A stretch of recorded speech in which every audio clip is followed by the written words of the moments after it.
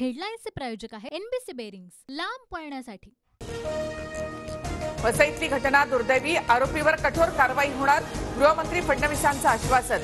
तर प्रकरणाचा सखोल तपास सुरू असून कोर्टात भक्कम पुराव्यानिशी बाजू मांडणार, फडणवीसांची माहिती।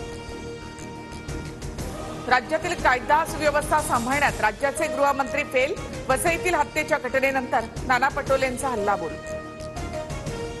वसईतील तरुणीच्या हत्येनंतर कायदा सुव्यवस्थेचा प्रश्न निर्माण, एकही माणूस तरुणीच्या मदतीला गेला नाही, हे विदारक चित्र, सुषमा अंधारे यांची टीका। भाजप आमदारांना आता अजित पवार नकोसे, माढा, सोलापूर, दिंडोरीमध्ये फटका बसल्याचं मत, दादा गटाची मतं भाजपला न मिळाल्याचा आरोप, सूत्रांची माहिती। अपयशाचं खापर अजितदादांच्या डोक्यावर फोडून बळीचा बकरा करू नका, आव्हाडांचा भाजपवर निशाणा, अल्पसंख्याकांबद्दल काढलेले अनुद्गार, संविधान बदल हे मुद्दे भाजपच्या पराभवाला कारणीभूत, आव्हाडांचा हल्लाबोल।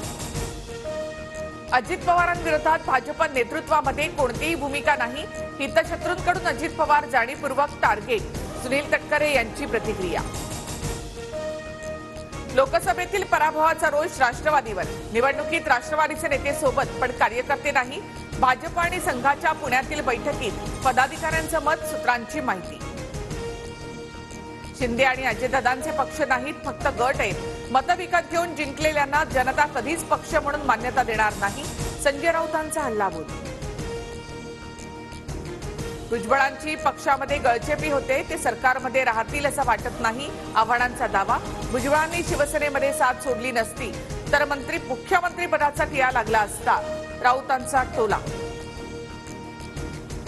नाशिकमध्ये जोरदार पाऊस, मसरूळ परिसरामध्ये रस्त्यावर 1.5 फुटांपर्यंत पाणी, तर धाराशिवमध्ये मुसळधार पावसानंतर सारोळामध्ये नाले तुडुंब।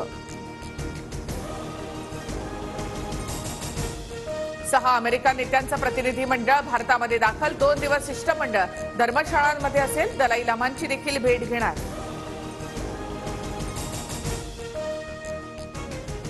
हेडलाईन्सचे प्रायोजक आहे एनबीसी बेरिंग्स, लांब पळण्यासाठी।